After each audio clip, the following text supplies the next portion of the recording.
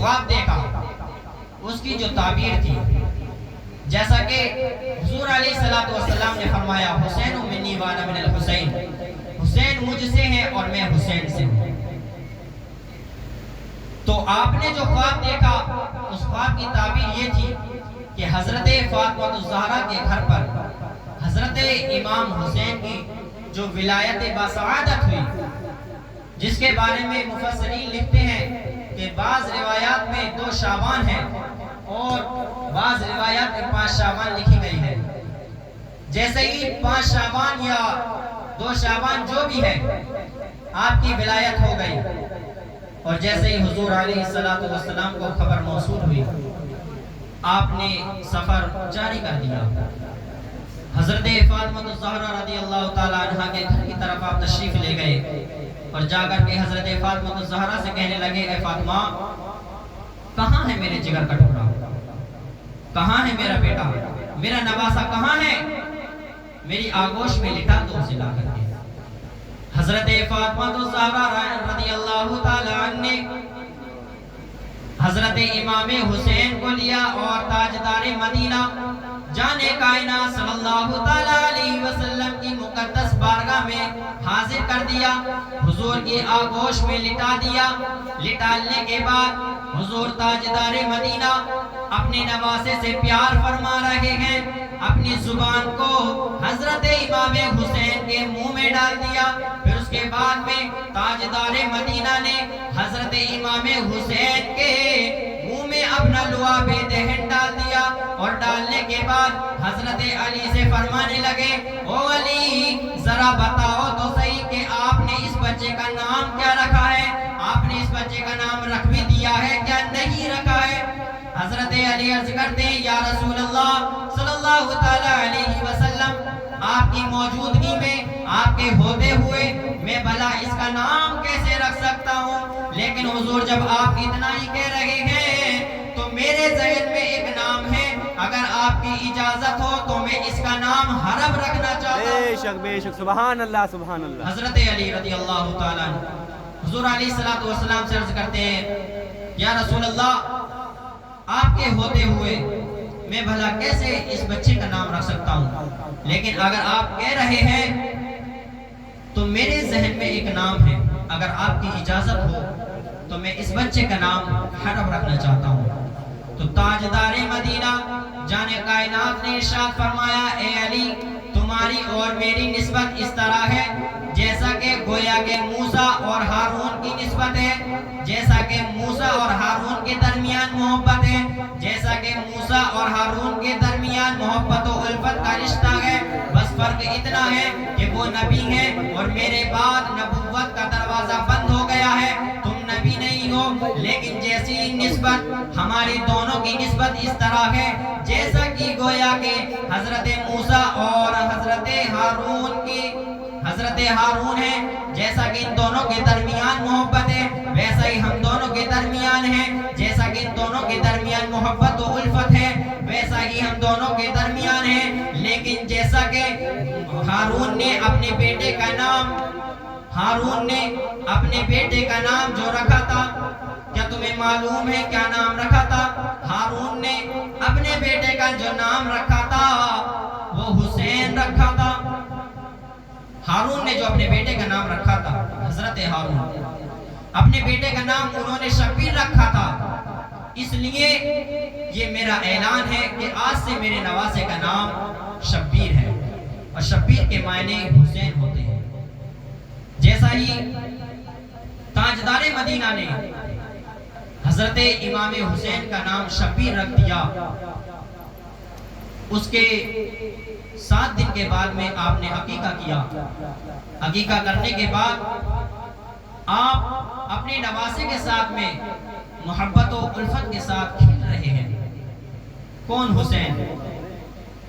وہ حسین کہ جیسے ہی آپ کی ولایت باسعادت ہوئی اسی درمیان حضرت جبرائیل علیہ السلام تاجدار مدینہ کی بارگاہ میں حاضر ہو گئے، اور حاضر ہونے کے بعد آپ نے دیکھا کہ تمام لوگ خوشیاں منا رہے ہیں، تمام لوگ خوشیاں منا رہے ہیں، خوش ہیں، مسکرا رہے ہیں، لیکن جب حضرت جبرائیل علیہ السلام آئے تو آپ خوش نہیں تھے، آپ مسکرا نہیں رہے تھے، بلکہ آپ غمزدہ تھے، آپ غمگین تھے۔ تاجدار مدینہ نے فرمایا کہ جبرائیل میرا نواسا پیدا ہوا ہے، اللہ رب العزت نے میری بیٹی فاطمہ کو ایک بیٹے سے نواسا ہے، اور ہم تمام لوگ خوش ہیں، لیکن تم کیوں غمگین ہو؟ تو حضرت جبرائیل علیہ السلام عرض کرتے ہیں یا رسول اللہ رب العزت نے آپ کو جو اتنا پیارا، اتنا بہترین، اتنا عمدہ نواسا عطا کیا ہے، آپ کی امت کے لوگ میدان کربلا میں اس حسین کو شہید کر دیں گے، آپ کی امت کے لوگ میدان کربلا میں اس حسین کو قتل کر دیں گے۔ ادھر سے ایک طرف سے تو ولایت کی خوشی کی خبر موصول ہوئی، اور دوسری طرف سے میدان کربلا کا جو منظر تھا وہ بھی سامنے آ گیا۔ اللہ اکبر! وہ کون حسین؟ وہ حسین کہ آپ تاجدار مدینہ دونوں نواسوں کو کبھی پیار کرتے ہیں، کبھی چومتے ہیں، کبھی سونگتے ہیں۔ صحابہ نے عرض کیا یا رسول اللہ صلی اللہ تعالیٰ علیہ وسلم، یہ چومنا تو سمجھ میں آتا ہے، یہ چومنا تو سمجھ میں آتا ہے، لیکن یہ سونگنا سمجھ میں نہیں آتا۔ چومنا تو سمجھ میں آتا ہے، لیکن سونگنا سمجھ میں نہیں آتا۔ تو تاجدار مدینہ نے ارشاد فرمایا اے صحابہ، اے میرے صحابہ، میں اپنی نواسوں کو چومتا اس لیے ہوں کہ مجھے ان سے پیار ہے، مجھے ان سے محبت ہے، یہ میرے نواسے ہیں، اس لیے میں انہیں چومتا ہوں، لیکن میں انہیں سونگتا اس لیے ہوں کہ یہ جنتی پھول ہے۔ جب میں انہیں سونگتا ہوں تو مجھے جنت کی خوشبو مل جاتی ہے۔ سبحان اللہ! وہ حسن حسین جن کے سونگنے سے تاجدار مدینہ کو جنت کی خوشبو مل جاتی ہے۔ ایک مرتبہ تاجدار مدینہ کے صاحبزادے حضرت ابراہیم اور آپ کے نواسے حضرت امام حسین، ایک زانوں پر حضرت ابراہیم آپ کے بیٹے، آپ کے صاحبزادے، اور دوسرے زانوں پر حضرت امام حسین، آپ کے دونوں زانوں پر دونوں شہزادے بیٹھے ہوئے ہیں، اور تاجدار مدینہ دونوں شہزادوں سے محبت کر رہے ہیں، پیار کر رہے ہیں۔ اتنے میں حضرت جبرائیل علیہ السلام حاضر ہو جاتے ہیں اور عرض کرتے ہیں یا رسول اللہ صلی اللہ تعالیٰ علیہ وسلم، خدا کا پیغام لے کر کے آیا ہوں۔ کیا پیغام لائے ہو؟ حضرت جبرائیل علیہ السلام عرض کرتے ہیں یا رسول اللہ صلی اللہ تعالیٰ علیہ وسلم، خدا کا پیغام آیا ہے۔ کیا پیغام آیا ہے؟ حضرت جبرائیل علیہ السلام عرض کرتے ہیں یا رسول اللہ، آپ کے پاس، آپ کے زانوں پر یہ دونوں صاحبزادے بیٹھے ہیں، ایک زانوں پر آپ کے نواسے بیٹھے ہوئے ہیں، دوسرے زانوں پر آپ کے شہزادے یعنی آپ کے بیٹے بیٹھے ہوئے ہیں۔ یا رسول اللہ صلی اللہ تعالیٰ علیہ وسلم، کیا آپ ان دونوں شہزادوں سے محبت فرماتے ہیں؟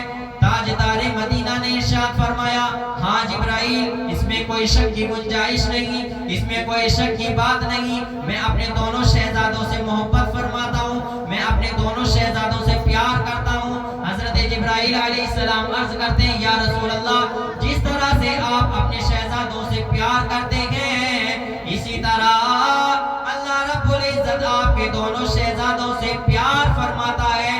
لیکن اللہ تعالیٰ کا یہ پیغام ہے اے حبیب، جس طرح سے تم اپنے دونوں شہزادوں سے محبت فرماتے ہو، اسی طرح سے میں رب بھی تمہارے دونوں شہزادوں سے محبت فرماتا ہوں۔ تو ہمارا فیصلہ یہ ہے، ہمارا جو پیغام ہے وہ پیغام یہ ہے، اے حضور علیہ السلام، آپ کے جو دونوں شہزادے ہیں، ایک نواسا ہے، ایک بیٹا ہے، ایک نواسا ہے، ایک شہزادہ ہے، تو ہمارا یہ ماننا ہے کہ نبی کریم صلی اللہ تعالیٰ علیہ وسلم کی بارگاہ میں عرض کرتے ہیں، جبرائیل علیہ السلام عرض کرتے ہیں یا رسول اللہ صلی اللہ تعالیٰ علیہ وسلم، اللہ تعالیٰ کا یہ پیغام ہے کہ آپ ان دونوں میں سے ایک شہزادوں کو چن لو، اس لیے کہ آپ دونوں سے محبت فرماتے ہیں، اسی طرح اللہ تعالیٰ بھی دونوں شہزادوں سے محبت فرماتا ہے، اس لیے اللہ تعالیٰ کا پیغام ہے کہ ایک شہزادے کو آپ اپنے پاس رکھ لو اور دوسرے شہزادوں کو ہمارے پاس بھیج دو۔ بے شک بے شک، سبحان اللہ سبحان اللہ۔ اللہ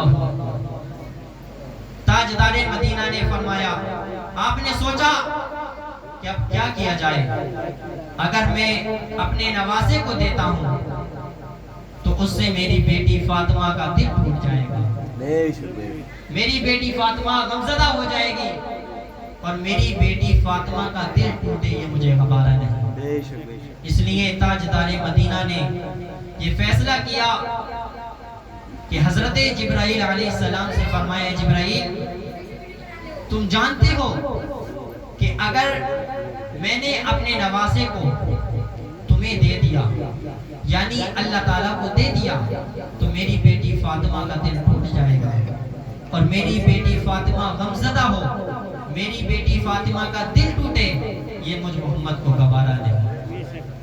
تاجدار مدینہ جانے کائنات نے ارشاد فرمایا، اے جبرائیل میرا یہ ماننا ہے، یہ میرا کہنا ہے، میرا جو جواب ہے، میرا یہ جواب ہے کہ اگر میں اپنے نواسے کو دیتا ہوں تو میری بیٹی فاطمہ کا دل ٹوٹ جائے گا، اور میری بیٹی فاطمہ کا دل ٹوٹ جائے یہ مجھ محمد کو گوارا نہیں، اس لیے میرا یہ فیصلہ ہے کہ میرے نواسے کو چھوڑ دو۔ میں نے حضرت امام حسین، میں نے اپنے نواسے پر اپنے بیٹے کو قربان کر دیا، اپنے نواسے پر میں نے اپنے نواسے پر اپنے بیٹے کو فدیہ کر دیا۔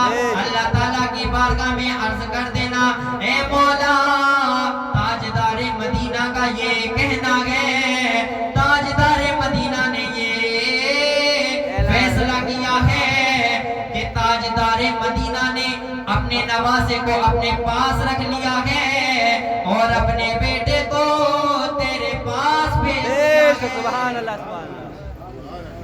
تاجدار مدینہ نے اپنے نواسے کو اپنے پاس رکھ لیا اور اپنے بیٹے کو حضرت امام حسین پر فدیہ کر دیا، صدقہ کر دیا، قربان کر دیا، قربان جاؤ امام حسین کے۔ جیسے ہی تیسرا دن آیا، تاجدار مدینہ کے جو صاحبزادے تھے حضرت ابراہیم، آپ کا انتقال ہو گیا، اور جیسے ہی آپ کا انتقال ہوا، انتقال ہونے کے بعد تاجدار مدینہ مصطفیٰ جان رحمت آپ اپنے بیٹے کے جدائی میں غمزدہ تھے۔ ظاہر سی بات ہے جب کوئی اپنے آپ سے دور چلا جاتا ہے تو اس کے لیے آنسو نکلتے ہیں۔ صحابہ کرام نے عرض کیا، یا رسول اللہ صلی اللہ تعالیٰ علیہ وسلم آپ تو منع کرتے ہیں رونے کے لیے، اپنے سے دور چلا جاتا ہے تو اس کی جدائی کا جو غم ہوتا ہے وہ خود بخود آنسو کے ذریعے باہر نکلتا ہے۔ میں رونے کے لیے منع نہیں کرتا، میں جو منع کرتا ہوں وہ چیخنے چلانے کے لیے، بیان کر کے رونے کے لیے منع کرتا ہوں۔ میں اس طرح سے منع نہیں کرتا کہ آپ اپنے آنسو نہ بہاؤ۔ جب کوئی اپنا دنیا سے رخصت ہوتا ہے تو آنسو تو نکلتے ہیں، لیکن منع جو کیا گیا ہے وہ چیخنے چلانے کے لیے منع کیا گیا ہے۔ ابھی حضرت امام حسین کا بچپنا ہی تھا کہ تاجدار مدینہ جانے کائنات مصطفیٰ جان رحمت صلی اللہ تعالیٰ علیہ وسلم آپ اپنے بیٹے کے غم میں رو رہے تھے، آپ غمزدہ تھے، آپ بیٹھے ہوئے تھے۔ حضرت امام حسین کا ابھی بچپنا ہی تھا کہ جانے کائنات مصطفیٰ جان رحمت صلی اللہ تعالیٰ علیہ وسلم اپنے بیٹے کی جدائی میں غمزدہ تھے۔ حضرت امام حسین رضی اللہ تعالیٰ اسی راستے سے نکل کر کے جا رہے ہیں، بچوں کے ساتھ میں آپ بھی کھیل رہے ہیں۔ جیسے ہی مصطفیٰ جان رحمت نے اپنے نواسے حضرت امام حسین کو دیکھا، لیکن حضرت امام حسین نے اپنے نانا جان کو نہیں دیکھا، اپنے نانا جان کی طرف طرف توجہ نہیں فرمائی. تاجدار مدینہ جانے کائنات مصطفیٰ جانے رحمت نے ارشاد فرمایا او حسین ذرا بتاؤ تو صحیح ایسی کیا بات ہے کہ تم نے میری طرف مڑ کر بھی نہیں دیکھا. اے حسین ذرا بتاؤ تو صحیح ایسی کیا بات ہے کہ تم نے میری طرف کو توجہ بھی نہیں فرمائی. اے حسین کیا تم جانتے نہیں ہو کہ میں نے اپنے بیٹے کو تم پر فدیہ کر دیا ہے. اے حسین کیا تم جانتے نہیں ہو, کیا تم بھول گئے ہو, کیا تمہیں معلوم نہیں ہے کہ میں نے اپنے بیٹے کو تم پر قربان کر دیا ہے. جیسے ہی اتنا تاجدار مدینہ نے حضرت امام حسین سے فرمایا. حضرت امام حسین نے جیسے ہی اس آواز کو سنا, جیسے ہی اس بات کو سنا, تو حضرت امام حسین اپنے نانا جان کے سینے سے لگ جاتے ہیں اور لگ کر کے عرض کرتے ہیں یا رسول اللہ صلی اللہ تعالی علیہ وسلم, مجھے معلوم ہے کہ آپ نے اپنے بیٹے کو مجھ پر فدیہ کر دیا ہے, آپ نے اپنے بیٹے ابراہیم کو مجھ پر قربان کر دیا ہے, آپ نے اپنے بیٹے کو مجھ پر صدقہ کر دیا ہے. اے نانا جان آپ پریشان نہ ہو, آپ نے اپنا فقط ایک بیٹا مجھ پر قربان کیا ہے, وقت آنے دیجئے میں اپنے سارے بیٹے آپ پر قربان کر دوں گا. اللہ, یہ حضرت امام حسین کا بچپنا. کون امام حسین جس کے بارے میں تاجدار مدینہ نے فرمایا حسین منی وانا من الحسین, حسین مجھ سے ہیں اور میں حسین سے ہوں. اب حسین کی عظمت کو سمجھو, حسین کی رفعت کو سمجھو, حسین کی رفعت و عظمت کو سمجھو, حسین کے وقار کو سمجھو. حسین کی ماں ہے فاطمہ, حسین کا بابا ہے مرتضیٰ, حسین کا نانا ہے مصطفیٰ, اور ماں ایسی, ماں اتنی پاکیزہ کھڑی ہو گئی مصلی پر. رات کا وقت ہے, عشاء کی نماز سے فارغ ہو کر مصلی بچھا دیا, نماز کی نیت کی, سر سجدے میں رکھا. رات ختم ہو گئی لیکن سیدہ کا ایک سجدہ مکمل نہیں ہوا. میں نے عالم رویا میں امام پاک کی بارگاہ میں عرض کی مولا حسین آپ نے جو کربلا کے میدان میں سجدہ کیا, تاریخ آج تک حیرت میں ہے کہ آپ نے سر کو سجدے میں رکھا لیکن سر سجدے سے نہیں اٹھایا. اے حسین یہ سلیقہ آیا کہاں سے؟ حسین یہ طریقہ سیکھا کہاں سے؟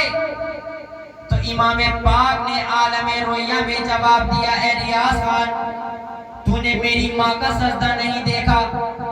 میری ماں نے عشاء کی نماز سے فارغ ہو کر مصلی بچھا دیا, نماز کی نیت کی, سر سجدے میں رکھا, مسجد نبوی شریف سے اذان کی آواز آنا شروع ہو گئی, رات مکمل ہو گئی, رات ختم ہو گئی, لیکن میری ماں کا ایک سجدہ مکمل نہیں ہوا. حضرت فاطمہ الزہرا رضی اللہ تعالیٰ عنہا اللہ رب العزت کی بارگاہ میں عرض کرتی ہیں اے مولا تو نے راتوں کو اتنا چھوٹا بنا دیا ہے کہ تیری بندی فاطمہ دل کھول کر سجدہ نہیں کر سکتی. اے مولا ایک رات کو اتنی بڑی بنا دے, ایک رات کو اتنی لمبی بنا دے, ایک رات کو اتنی طویل بنا دے کہ تیری بندی فاطمہ دل کھول کر سجدہ کر لے. بے شک بے شک بے شک. میں نے عرض کی یا رسول اللہ, یا حسین آپ نے اپنی والدہ کا سجدہ دیکھا تو کیا سجدہ کرنا سیکھ گئے؟ امام پاک نے فرمایا میں نے اپنی ماں کا سجدہ ہی نہیں, میں نے اپنے نانا کا سجدہ دیکھا. بے شک بے شک. کون سا سجدہ؟ میں نے وہ بھی سجدہ دیکھا ہے کہ جب میرے نانا جان سجدے کی حالت میں ہوا کرتے تھے تو میں اپنے نانا جان کی پیٹھ پر بیٹھ جایا کرتا تھا اور میرے نانا جان اس سجدے کو لمبا کر دیتے, اس سجدے کو طویل کر دیتے تھے, اس لیے تاکہ میرے نواسے کو چوٹ نہ آ جائے, میرے نواسے کو تکلیف نہ ہو جائے. اور مزے کی بات یہ ہے کہ جس وقت تاجدار مدینہ آپ حالت سجدے میں ہوا کرتے تھے اور حضرت امام حسین آپ کی پشت پر بیٹھا کرتے تھے تو لمبا سجدہ اتنا ہوا کرتا تھا, اتنا لمبا ہوا کرتا تھا کہ کربلا میں کتنے شہید ہوئے تھے, 72. تو بعض روایات میں آتا ہے کہ تاجدار مدینہ نے جس وقت حضرت امام حسین آپ کی پشت پر بیٹھے ہوئے تھے آپ نے 72 مرتبہ تسبیح پڑھی تھی. سبحان اللہ. تاجدار مدینہ جس وقت سجدے میں ہوا کرتے تھے حضرت امام حسین اپنے نانا جان کی پشت پر بیٹھ جایا کرتے تھے. حضرت امام حسین نے فرمایا میں نے وہ سجدہ بھی دیکھا. میں نے عرض کی مولا حسین اس کے علاوہ کوئی اور سجدہ بھی بیان کر دیجئے. تو حضرت امام حسین رضی اللہ تعالیٰ عنہ نے فرمایا احادیث کریمہ اٹھا کر کے دیکھو. ایک مرتبہ حضرت جبرائیل علیہ السلام تاجدار مدینہ مصطفیٰ جان رحمت کی بارگاہ میں حاضر ہوتے ہیں. یہ واقعہ بہت ہی مشہور و معروف ہے، لیکن میرا جو عرض کرنے کا مقصد ہے وہ سجدے کے متعلق ہے. توجہ ہے آپ لوگوں کی؟ نہیں. ذرا محبت سے بول دیں سبحان اللہ. حضرت جبرائیل علیہ السلام حضور تاجدار مدینہ کی بارگاہ میں حاضر ہوتے ہیں. تاجدار مدینہ نے ارشاد فرمایا اے جبرائیل ذرا بتاؤ تو صحیح کہ تمہاری عمر کتنی ہے؟ حضرت جبرائیل علیہ السلام عرض کرتے ہیں یا رسول اللہ میں اپنی عمر تو نہیں جانتا، لیکن البتہ اتنا ضرور جانتا ہوں کہ چوتھے حجاب میں ایک ستارہ 70,000 سال کے بعد میں چمکتا تھا. میں نے اپنی ان آنکھوں سے اس ستارے کو 72,000 مرتبہ دیکھا ہے. سبحان اللہ. سبحان اللہ. حضرت جبرائیل علیہ السلام بھی بڑے خوش ہو رہے تھے کہ آج تو بڑی لمبی عمر بیان کر رہا ہوں. تاجدار مدینہ مصطفیٰ جان رحمت صلی اللہ تعالیٰ علیہ وسلم نے ارشاد فرمایا اے جبرائیل ذرا بتاؤ تو صحیح کیا تم اس ستارے کو پہچانتے ہو، کیا تم اس ستارے کو جانتے ہو؟ حضرت جبرائیل علیہ السلام عرض کرتے ہیں یا رسول اللہ صلی اللہ تعالیٰ علیہ وسلم میں اس ستارے کو نہیں جانتا، میں اس ستارے کو نہیں پہچانتا. تاجدار مدینہ نے ارشاد فرمایا اے جبرائیل وہ ستارہ کوئی اور نہیں بلکہ خود تمہارا نبی محمد رسول اللہ. سبحان اللہ. حضرت جبرائیل علیہ السلام نے عرض کی یا رسول اللہ آپ 70,000 سال کے بعد میں دیکھتے تھے، 70,000 سال تک کیا کرتے تھے، کہاں رہتے تھے؟ تو تاجدار مدینہ جانے کائنات مصطفیٰ جان رحمت صلی اللہ تعالیٰ علیہ وسلم نے ارشاد فرمایا اے جبرائیل میں 70,000 سال کے بعد میں تمہیں نظر آیا کرتا تھا، لیکن 70,000 سال تک میں کیا کرتا تھا تو سنو. میں اپنے سر کو سجدے میں رکھ دیا کرتا تھا، لیکن جب 70,000 سال مکمل ہو جایا کرتی تھی، جب 70,000 سال مکمل ہو جایا کرتی تھی اس کے بعد تمہارا نبی محمد رسول اللہ صلی اللہ تعالیٰ علیہ وسلم اپنے سر کو سجدے سے اٹھاتے تھے تو وہ ستارہ تم کو مثل ستارہ نظر آیا کرتا تھا. بے شک بے شک. حضرت جبرائیل علیہ السلام نے جب عرض کی یا رسول اللہ آپ 70,000 سال کے بعد میں دیکھا کرتے تھے، 70,000 سال تک کہاں رہتے تھے، کیا کرتے تھے؟ تو تاجدار مدینہ نے فرمایا اے جبرائیل میں اپنے سر کو سجدے میں رکھتا تھا اور جب 70,000 سال کمپلیٹ ہو جاتے تھے، جب 70,000 سال مکمل ہو جاتے تھے تو میں اپنے سر کو سجدے سے اٹھاتا تھا تو میں تمہیں وہ مثل ستارہ نظر آیا کرتا تھا.